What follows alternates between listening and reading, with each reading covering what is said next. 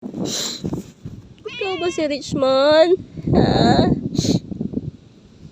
Ikaw yung nagpito ng nilibing eh. Ikaw yung pusa na yun eh. Ka ba si Richmond? Ha?